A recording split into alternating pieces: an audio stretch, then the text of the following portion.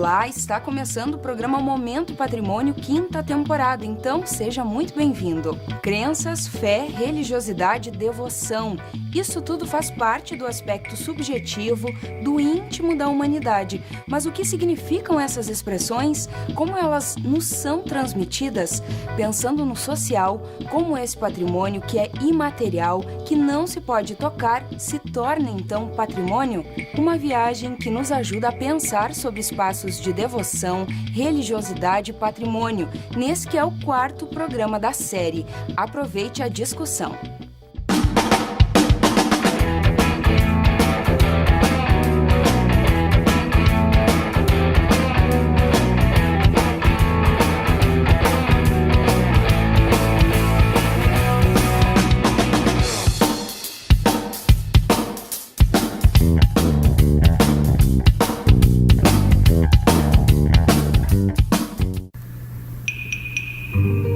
Fé, crenças, religiosidade, devoção. Palavras que remetem ao sagrado, ao intangível. Palavras que remetem a lugares. Espaços onde o material e o imaterial se encontram.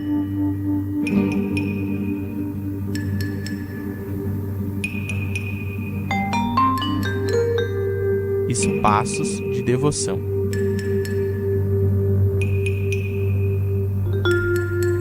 Mas quais são esses espaços? Para que a gente possa compreender o que são espaços de devoção, em primeiro lugar a gente tem que pensar o que é devoção. Devoção é uma espécie de sentimento e de culto a uma força superior, a uma pessoa, algo que a gente pode caracterizar como possuidor de dons extra-cotidianos. O que podem ser espaços de devoção? Esses lugares onde a gente exterioriza a nossa ligação com o sobrenatural. Templos, terreiros, santuários, caminhos de peregrinação, espaços ao redor de rios ou matas. Podem ser igrejas, cemitérios, túmulos. Sim, cemitérios podem ser considerados espaços de devoção porque, de certa forma, cemitério é um lugar de expectativas metafísicas, o cemitério é um lugar de expectativas em relação à vida pós-morte, independente da religião institucional. O cemitério acaba sendo um espaço de manifestação, de devoção e de crença. Então ele é muito mais talvez um espaço de crença, né? E sim utilizado também como um espaço de devoção por alguns grupos. A devoção ela é uma espécie de pacto, né, entre o devoto e uma outra pessoa, um objeto, um orixá, uma entidade, algo venerável. Eu sou Babadiba de Iemanjá, sou babalorixá da comunidade terreira Ilhéxa Iemanjá Omiolodô, aqui em Porto Alegre, na Vila São José, no bairro Partenon. É no Mercado Público, em Porto Alegre, que está assentado o Bará do Mercado. Este local é sagrado para as religiões afro-brasileiras. Alguns séculos atrás foi sentado o orixá Bará. Nós falamos do Bará do Mercado. Para nós religiosos, da religião africana, ele tem um significado muito grande para nós. E o mercado nós somos obrigados a passar aqui para reverenciar o Bará. Porto Alegre é a segunda cidade que tem o maior número de população negra depois de Salvador, no Brasil. Eu sou representante do Batuque, do Rio Grande do Sul. Batuque é uma tradição de matriz africana, amalgamada pelos negros escravizados aqui. Esse terreiro tem 80 anos de história, foi fundado pela minha bisavó, continuado pela minha avó, e hoje eu sou a 4ª geração que estou conduzindo esse terreiro. A gente costuma dizer que o batuque é o sumo da resistência de matriz africana do Brasil. É preciso sim que a sociedade um pouco compreenda, né, como funciona, o que é esse espaço, que é um manancial de cultura, de saberes, né, de cuidados, enfim, de conhecimento, que são preservados a partir desse espaço. Então é o espaço em que todos são iguais, todo mundo é meu pai e minha mãe, todo mundo é irmão. E que um espaço em que a gente entende que eu sou porque nós somos, né? Que prima pela coletividade. Né? Eu acho que toda a cultura de matriz africana no Brasil ela é preservada pelos terreiros. O espaço de devoção nada mais é que o espaço do sagrado. é a materialização da devoção, né? É o espaço onde o devoto pode exteriorizar o seu culto à sua divindade, à sua força, o seu culto ao sobrenatural. Nós estamos aqui no Templo Budista de Odoshun, em Pacudi de Maringá. Ele é um dos maiores do norte do Paraná. Ele é um dos poucos no Brasil que tem arquitetura externa e interna de característica japonesa. Ele é um dos pontos turísticos aqui da cidade, né? A gente é um dos poucos templos aqui também que tem um columbário, né? Que seria um cemitério para cinzas, que a gente temos aqui também juntamente com o templo. Os espaços de devoção, eles são um lugar de ruptura com o cotidiano. É uma área diferenciada, é um espaço criado pelos agentes, né, com intenção, com seleção, e é o centro do mundo religioso, né, o centro da vida sagrada é o espaço de devoção.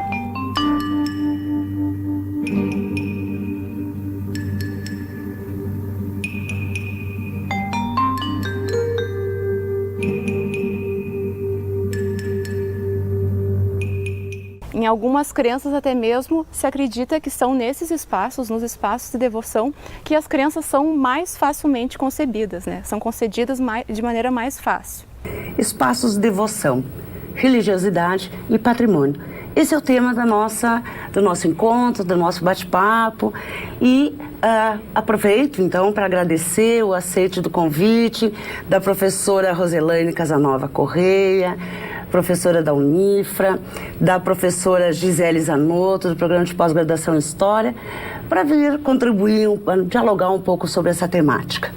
Uma temática que tem trazido muitas discussões, pesquisas, e a gente iniciaria fazendo um pouco uma reflexão em torno dessas expressões tão utilizadas, né?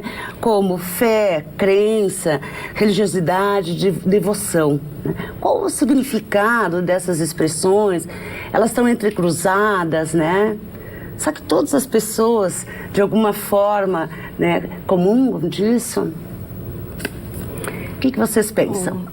Na minha leitura, sim, se entrecruzam, porque quando a gente pensa numa sentença de verdade, a gente está falando de uma crença, seja ela religiosa, política, social ou de outra monta. Se você crê em alguma sentença, você lhe lega um zelo, uma fidelidade, e aí vem o vínculo com a fé. Perfeito. Vinculando diretamente a questão de devoção e religiosidade, nós temos as práticas realizadas por cada fiel, cada devoto, da sua forma, mas colocando materialmente, de alguma forma, essa expressão de verdade num ato de fé, de devoção, numa contrição ou outra questão que lhe é bastante peculiar e peculiar à sua religião. Bem, eu penso que em relação à fé e à devoção, eu tenho percebido que cada vez mais as instituições, as pessoas, elas estão buscando o ecletismo religioso. Eu não sei se a colega vai concordar comigo, mas eu observo esse ecletismo e esse ecletismo tem colaborado muito para que as pessoas se achem melhor. Então, às vezes há, por exemplo, atos dentro de uma instituição que é católica, não se chama mais missa, se chama um encontro ecumênico. E isso está na minha cidade, que é Santa Maria, cada vez mais presente, sobretudo nas universidades, né?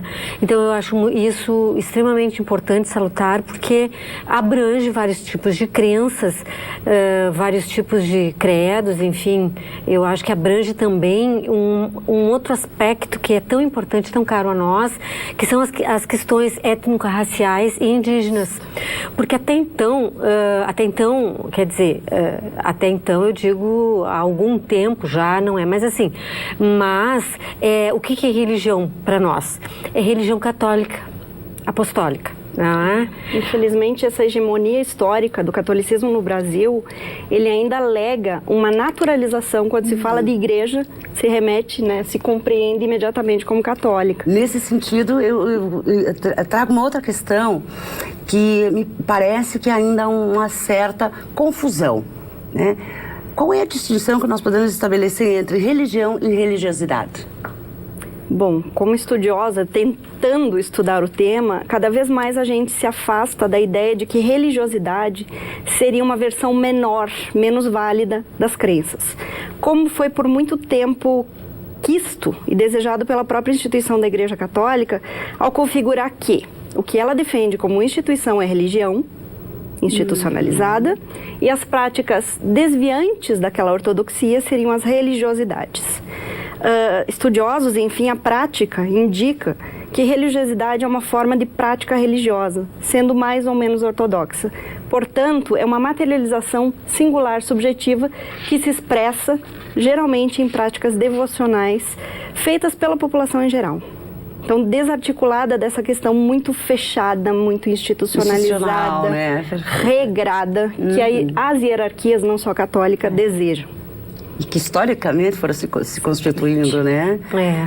E eu não sei se a colega concorda, mas esses novos paradigmas para tratar desse assunto eu acho que é muito importante, porque daí tu insere o negro com as suas crenças, né? Porque o negro chegou, então ele começou a trabalhar, vamos supor, Pelotas nas charqueadas, que é um exemplo que bem todo mundo consegue entender isso aí, ver, perceber, né? Então, e ele frequentava a igreja e ele rezava com a sua senhora no altar, enfim. Nas capelas. E nós sabemos hoje que atrás daqueles eram eles que construíam, né? Aquelas grutas, por exemplo, e que atrás dos santos que eram católicos, havia os santos deles, porque eram eles que colocavam, porque eram eles que construíam. Então, de uma maneira, vamos dizer, não regulamentada, eles rezavam para os seus, segundo as suas crenças, e não a Igreja Católica, que é a dominante neste período. E eu penso que as religiões indígenas têm colaborado muito com isso. E quando nós falamos em curso de história, sobretudo, que nós precisamos tratar hoje dessas questões étnico-raciais, indígenas e negros, entra essa questão da religiosidade. Então, quando nós fizemos disciplinas optativas ou oficinas, tem sido muito interessante porque nós temos chamado essas pessoas que pertencem a grupos africanos, afrodescendentes, né, ou a grupos indígenas que vêm professar a sua fé. E eles fazem uma exposição numa mesa dos seus objetos devocionais e tudo mais.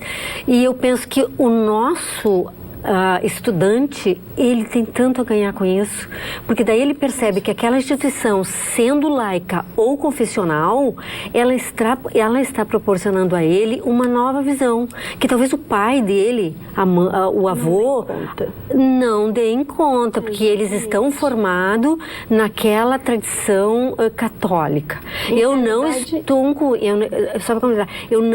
com isso descaracterizando a religião católica, muito pelo contrário, eu acho que é algo que vai sustentar vários momentos de extrema fragilidade política, econômica, mas sobretudo ideológica também, mas que são submundos da religiosidade, eu diria assim, submundos que estão vindo. Submundos a partir de um olhar institucional, né? E de um olhar eurocêntrico também. Se nós pegarmos na perspectiva, por exemplo, de uma história de longa duração, o que nós vamos perceber, né? Isso desde a antiguidade ou até mesmo, enfim, onde tem uma organização humana, grupos humanos, a fé, as crenças, a religiosidade está presente. Como você dizia antes, várias matizes e configurando uma diversidade rica. Uma diversidade, uma pluralidade. Então, se nós pegarmos na longa duração, né, nós vamos perceber isso, né? Então, me parece que essa questão que nós estamos vivendo agora, poucas décadas, né, inclusive que há políticas do próprio governo federal para incentivar, enfim, né, nos cursos de formação e na educação básica, é um respeito à pluralidade, né? Mas a grande questão que eu gostaria de trazer para nós, aqui para a nossa roda de conversa aqui, seguindo nessa perspectiva da fé, da religiosidade, das crenças, né? Isso nos remete à questão da subjetividade da humanidade, né? Que quando entramos aí no debate do patrimônio, a gente vai chamar de uma forma imaterial. Né? Como nós podemos, então, dentro dessa perspectiva de patrimônio, e a partir do nosso objeto de discussão aqui, fazer essa classificação? Qual é a relação? O que seria imaterial? O que é material? Se cruzam, não se cruzam? O que é intangível? Eu gostaria, você falando agora, me veio rapidamente a questão da Nossa Senhora Medianeira em Santa Maria, né? A Romaria. Eu penso que ali nós temos dois elementos, o patrimônio material e o imaterial. O material é o espaço onde eles se encontram e fazem as suas rezas, enfim, os seus pedidos e tudo mais. E a imaterial é aquilo que é o que não se vê, é o que se sente. Então, crer, crer literalmente. E isso não se mede, não é como a arquitetura não se alcança. É diferente da arquitetura daquele santuário, que é uma arquitetura belíssima, mais moderna. Mas aquilo é tangível, aquilo você olha, você vê, você caracteriza arquitetonicamente de que estilo é, de que época é. A Romaria, ela começou ainda no governo Vargas, né? Então, podemos dizer que ela começou na década de 40. Nós estamos em 2016. Ela continua, cada ano, colocando mais pessoas nesse ritual. Eu penso que nós podemos dizer isso, né? Então, esse exemplo, professor, eu acho bastante interessante, porque articula patrimônios materiais e imateriais, vindo ao encontro da pergunta da Ironita, evidenciando como essa materialidade ela é no palpável, né? Não somente os prédios, mas os espaços. E no caso da Romaria vem uma outra questão, que é dos espaços que são tidos naturalmente como profanos, mas se sacralizam nesses momentos do tempo sagrado. A Rota das Romarias, seja de Santa Maria, que foi constituída num tempo de nacionalização, não é? Muito forte, como a de Passo Fundo, por exemplo, de Nossa Senhora Aparecida, constituem seu roteiro em ruas que cotidianamente são espaços profanos. Então, pensar essa transformação de alguns espaços também é pensar o quanto o imaterial é volúvel, mas ele é cheio de sentidos. A mesma Avenida Brasil com que os romeiros passam para chegar ao Santuário da Aparecida aqui em Passo Fundo é a rua que todos os dias a gente usa para trabalhar com outro significado. E é o mesmo trajeto que, por exemplo, a Marcha para Jesus faz durante a sua caminhada de fé anual.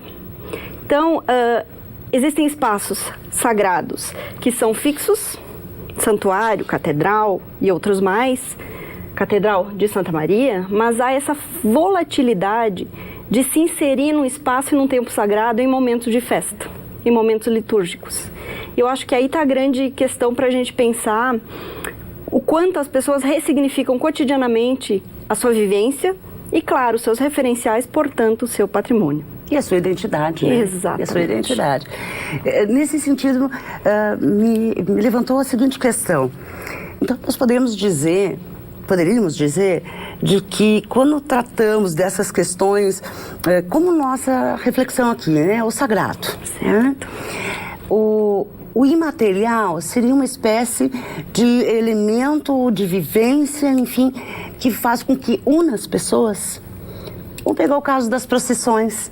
Nós também sabemos que tem nas procissões muitos interesses políticos, econômicos, né? Mas aquela população que vai, né, estaria ligada por isso? Creio que sim. É um fator de unidade, de coesão, pode ser momentâneo, e é um fator de coesão que não exige que ninguém se pré-apresente antes. Então é bastante democrático esse espaço. E articula muito o imaterial, porque é naquele momento em que, no tempo sagrado, a tua devoção, a tua prática da fé tem uma relação mais aproximada com o santo de referência, com Nossa Senhora, ou com outra entidade a que se está venerando. Claro que quando se pensa em espaços de devoção e se vai até eles, vamos trocar o exemplo aqui e pensar nos espaços em que os monges, João Maria, aqui nos 3 estados do Sul, imprimiram sua marca. ir fazer uma reza num olho d'água, tido como surgido a partir do João Maria, é muito mais poderoso em termos de efetividade do que fazer a reza em casa. Então, o homem, de certa forma, ele acaba criando uma cartografia de espaços que lhe são referenciais, e alguns são denotados desse sentido mais forte, que é identitário, que traz a coesão, como você comentava antes, e que lhe legam muito sentido. E aí está a importância disso. Estudar o homem é estudar todas essas questões singulares e importantes que lhe significam. Não simplesmente olhar o que, né, as grandes instâncias nos impõem ou tentam impor politicamente, cotidianamente. Eu penso que essa questão que você colocou da coesão me fez lembrar a festa do Padre Pio em Salto, no Uruguai. Porque quando nós pensamos nessas devoções e nesses encontros, nós sempre pensamos num local, numa igreja, né? Num espaço, enfim, num espaço fechado e tudo mais. Eu penso que no caso do Padre Pio, todas aquelas pessoas que estão lá, elas não estão muito ligadas a ideologias e políticas, eu imagino. Acho que tu podes falar melhor até sobre isso, porque eu via gente vindo de toda parte da América. Não sei se haveriam outros povos, mas eu percebia mais pelo uso do espanhol. E se sobe muito, é um terreno pedregoso, de difícil acesso, como nós temos em Santa Maria, a festa do Santo Antão, que também tem toda essa dificuldade. Mas essa dificuldade, ela não está nem um pouco presente no rosto das pessoas, porque elas estão muito felizes. Então, quando você fala em coesão, então aí não tem aquela questão política, nem ideológica. Eu não... É o subjetivo, é né? Muito de sentido. É o sentido, né? Exato. E assim, ó, você vê aquelas pessoas subindo e indo até ao local e fazendo a sua oração. E aí depois você olha, essa mesma pessoa retornando, o rosto se despe. No momento que ela retorna, o rosto se despe de tristezas, ele se despe de agonias, se despe de vaidades, ele se torna ele mesmo. Eu agora sou eu. Porque ele crê que ele foi lá, orou, Padre Pio se transformou, Padre Pio ouviu e irá ajudá-lo. Aí eu acho que é um exemplo concreto desse entrecruzamento, né? De fé, com devoção, enfim, tudo mais. Mas há uma questão também que eu gostaria de lançar aqui, muito relacionada com isso. Diante dessa perspectiva do patrimônio imaterial e que nós estamos aqui dando como questão central, que é o sagrado, não há uma dicotomia, que aí eu posso pensar em termos de humanidade, em termos de sociedades menores, mas não há uma dicotomia aí entre o imaterial e o material? Mas essa questão a gente volta a discutir após o intervalo.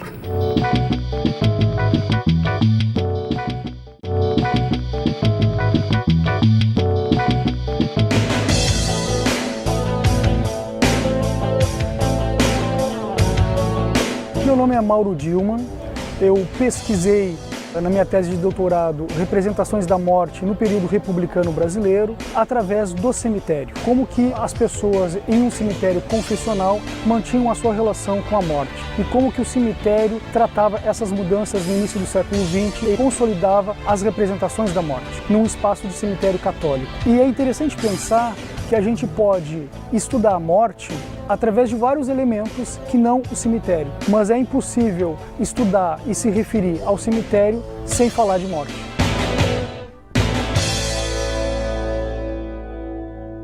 Retomando a nossa questão, então.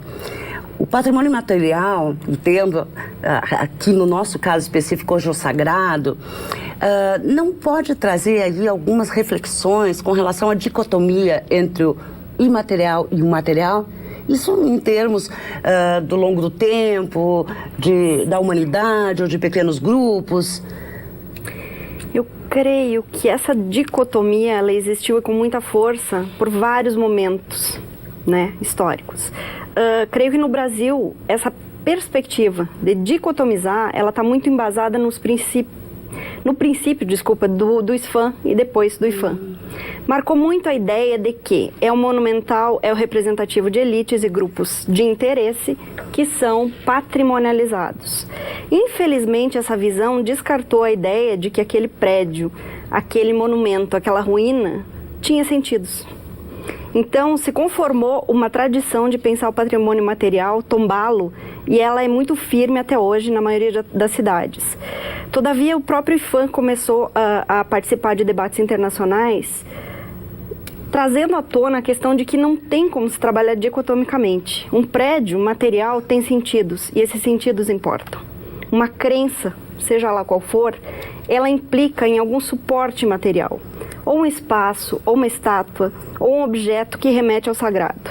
Então, é uma discussão que, infelizmente, nem todas as legislações e instâncias já absorveram, mas creio que é uma meta que a gente tem de visar e alcançar. Em Passo Fundo, nós temos pelo menos 3 referências de tombamento patrimonial que não se referem às práticas de sentido religioso que aí estão inclusas. São a Capela de São Miguel. Perfeito. Né? A Capela de São Miguel é um exemplo bastante típico disso. O Santuário de Aparecida, que não tem sentido sem a devoção. E também o Jazigo de Maria Elizabeth, que está no cemitério municipal. Isso é possível também de ser identificado nos espaços cemiteriais? Sem dúvida, sem dúvida. Agora, eu ouvindo a colega falar, eu lembrei do período que o Mário de Andrade vai pensar no anteprojeto. E ele vai... isso na década de 20, porque é antes ainda do Vargas, que só vai ser bem depois, em 30. Ele já vai pensar no patrimônio material. E ele vai fazer uma catalogação pelo país, catalogando os bens imateriais. Mas veja bem, nós estamos em 1920, nós estamos na segunda década do século XX. Somente em 2002 que o IFAM vai começar realmente a reconhecer que o patrimônio imaterial também pode ser registrado e tombado. Caso disso, que foge um pouco ao nosso assunto, mas eu penso que é importante citar, que são os doces finos e coloniais de Pelotas, que é uma pesquisa da UFPEL. É o saber fazer. E por que a professora criou um grupo e faz isso? Porque ela entendeu que as doceiras, elas sempre tinham as filhas que faziam os doces com elas, então lhe iriam substituir. Só que as filhas não estavam mais substituindo. E essa professora se deu conta e começou então a registrar, porque esse saber que era familiar e que era da história oral, que era de memória também, não havia mais. Isso só para falar de um tipo de patrimônio material. Mas com relação ao cemitério que você falou, existe, claro, os jazigos. Alguns são tombados, nós temos em Santa Maria um tombado, que é da família Esaía. Então existe aquele patrimônio que é material que está tombado, mas por trás disso existe uma devoção, uma crença, uma reza, um acender de velas. A vela é material.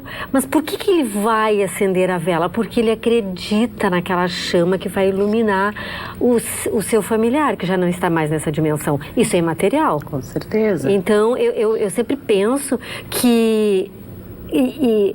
Isso é certo, tanto e foi falado já anteriormente, o cemitério é uma fonte de pesquisa fantástica, sob vários pontos de vista. Tanto do patrimônio e multidisciplinar, porque você põe aí a arquitetura, você põe a letras, história, geografia. Por que ali é o cemitério, né? Isso. Então, eu penso assim, tem um grupo no final do século XIX, tem um grupo de negros que vai pedir ao Poder Executivo que ele quer um espaço para fazer uma igreja.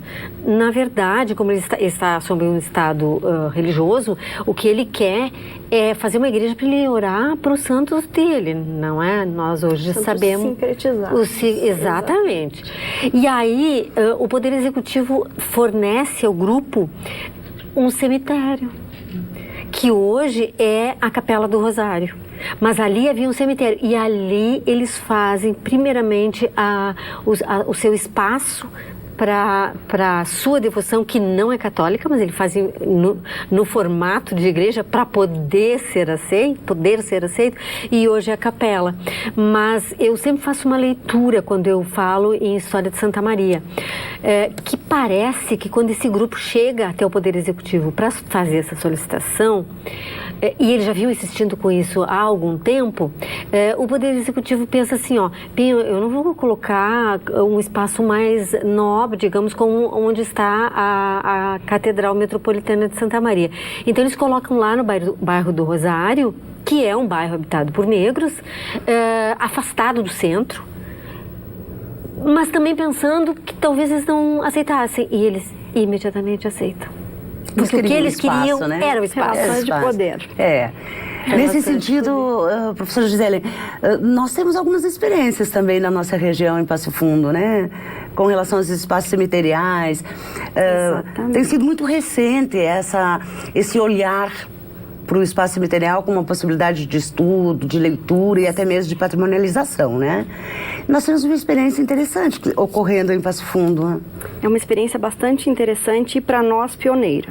É uma realidade que já aconteceu em Porto Alegre, em outras cidades visitadas pelo Momento Patrimônio, mas que para nós começou a se desenvolver de fato a partir de 2014, num encontro bastante interessante entre o grupo do Momento Patrimônio, do Instituto Histórico de Passo Fundo e também do Arquivo Histórico Regional. A partir daí começam pesquisas sobre alguns túmulos específicos para se criar um guia de visitação. Esse guia de visitação foi divulgado há mais de um ano praticamente, levou iniciativas bem interessantes, inclusive de visitas guiadas com escolas que acontecem.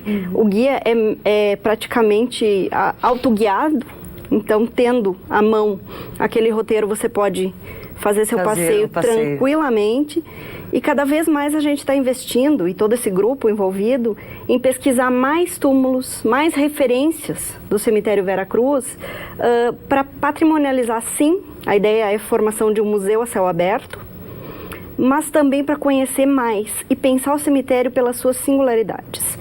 Nessas múltiplas abordagens que a professora já citou, nós temos a ideia de trabalhar com professores de letras para trabalhar justamente com os textos, trabalhar com as imagens, que fotografia foi escolhida para representar aquela pessoa, com as questões temporais, a túmulos coletivos e a túmulos monumentais e a túmulos cada vez mais standardizados, né, que é uma tendência.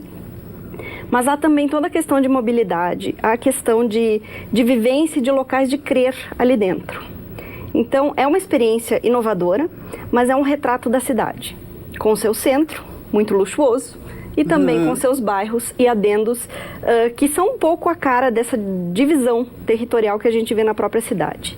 Além disso, esse cemitério ele tem um histórico bastante interessante e singular. Foi o primeiro público. A partir dali se tem uma democratização de acesso, já que antes quem controlava o cemitério principal era a Igreja Católica, até o fim da República, e havia um cemitério de acatólicos, então já dicotomizando aí o espaço da morte, o Campo Santo. Um espaço sagrado, né? Com certeza. Quando nós falávamos em ideologias e a questão política nisso aí, também há a questão, como nós já falamos na Romaria de Nossa Senhora Medianeira, que há todo um marketing ao redor. Eu penso que isso é muito interessante para estudar também, porque há um marketing ao redor desta Romaria em detrimento de uma outra devoção que é o Santo Antão. Essa não há nenhum marketing. As pessoas vão no dia, que é em janeiro, é um dia de janeiro, agora não estou recordada o dia, mas isso não divulga na imprensa, por exemplo. Por quê? Ela é tão valorosa quanto a outra. Então eu penso que aí há mobilizados de formas diferentes. Por grupos diferentes. Por grupos diferentes, mas eu penso que também aí há uma questão de relações de poder que nós já havíamos comentado anteriormente. E nesse sentido também é importante a gente trazer aqui que essa relação de poder ela não vai se dar só ao patrimônio imaterial, né? Na verdade, né? Só pelo patrimônio cultural ou sagrado. Penso que a perspectiva de histórica, inclusive, né, de definir os lugares de memória, de definir o que é patrimônio, ela é tanto uma disputa de memória como uma disputa política, né, de poder. Sem dúvidas. Né? Porque a ideia da pluralidade, agora que me parece que a gente está adquirindo aflorando, começando a adquirir uma certa consciência, né? Porque senão o singular predominava no plural, né? Até pouco tempo. Esse discurso hegemônico, ele tem tolhido uma cidadania, de fato, na história do Brasil, que infelizmente a gente vai levar muito tempo ainda para sanar. Porque os preconceitos e preconcepções e a disputa de poder pela narrativa da conformação histórica, cultural, social e política está impressa em todas essas escolhas. E como nos despirmos de referenciais que a gente aprendeu desde pequeno e por gerações e gerações a venerar, a crer e naturalizar como verdade. E que em muitos casos ainda continuam, né? Exatamente. Em muitos espaços educacionais dessa forma, né? É uma disputa complicada, né? Nem um pouco destituída de sentidos, mas que é um desafio, sobretudo, para nós que trabalhamos com patrimônio, com história e com memória. Que memórias nós estamos constituindo e difundindo aí para os nossos alunos, nossas novas gerações. Perfeito. E nesse sentido, tu tocas num assunto bastante importante, que é a questão da cidadania, né? Então, eu pensar um pouquinho nesse sentido. Em que medida o patrimônio cultural, e aí vamos voltar à questão, então, do sagrado, ele contribui, ou ele é importante à cidadania. Por quê que é importante a cidadania? Bom, vou puxar nossa Carta Magna, de 1988, em que está explícito que entre os direitos do cidadão, o direito à cidadania cultural é uma meta, um desejo e deve ser implementada. Infelizmente, isso tem sido implementado de fato na prática, no cotidiano, de uma forma muito incipiente. Mas, tendo religiões, devoções e culturas como patrimônios que devem ser observados e fazem parte, então, desse olhar para a diversidade que compõe a cidadania de fato, me parece que é urgente pensar, respeitar e viver essa diversidade. E me parece também que há aí um elemento que vem agregar, né? A nossa Constituição prevê, né, entre outros documentos também que nós temos, mas me parece que também há uma mobilização pelos próprios grupos, reivindicando pelo reconhecimento dessa memória, dessa identidade, né? Então, nesse sentido, para nós não encerrar, porque essa discussão não se encerra, né? Mas podermos, nesse momento, fazer um fechamento do encontro de hoje, eu pergunto às colegas o seguinte, né? Na prática social, nesse nosso cotidiano, né? Essa questão do patrimônio imaterial, ele pode se constituir, então, em elemento identitário de um sujeito, de um grupo e de uma nação? Sem dúvida, eu penso que sim. Eu acho que nós sempre pensamos primeiro no material, né? Mas o imaterial é o inerente ao ser humano. Então, ele independe de um espaço, ele está dentro deste ser humano. Então, eu penso que ele vem sempre primeiro. Porque os grupos hoje, cada vez mais, como você citou, eles, vamos dizer assim, eles procuram espaços em que possam professar suas crenças, seus gostos, e aí em gostos podemos colocar músicas, a arte como um todo, não é? Isso é subjetivo, isso é imaterial. E essa vontade, esse desejo que é imaterial, é que constrói depois o material. Então, se nós temos uma catedral metropolitana, existiu antes alguns objetivos que eram que não importava como fosse construído e onde fosse, mas havia já uma intenção, que também era política, para que construísse esse templo, vamos dizer assim. Ok. Bom, é muito interessante pensar nesse empoderamento dos grupos que está respaldado na legislação e nas práticas de políticas públicas de vários ministérios e secretarias e tudo mais. Claro que esse empoderamento também não deixa de ser uma seleção. do que vai ser alçado à luz e do que continua como minoria, como silêncio. De todas as formas, esse empoderamento identifica, pelas práticas, pelas ações, que há uma conscientização do poder político que os grupos têm. E seu patrimônio e a sua memória são, sim, representativos não só deles, mas da conformação de uma sociedade plural, diversa e rica como a brasileira.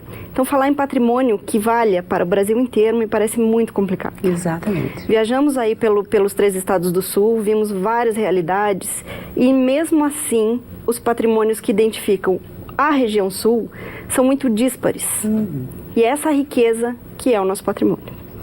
Com essa questão, né? A grande riqueza, a grande diversidade, a pluralidade que constitui a identidade, ou, portanto, as identidades, né, do nosso país. Nós vamos encerrar por hoje, né? Esse tema venha a debate em outro momento, agradecendo então a professora Roselaine Casanova Correia, a professora Gisele Zanotto, pela bela discussão que tivemos. Até um próximo encontro.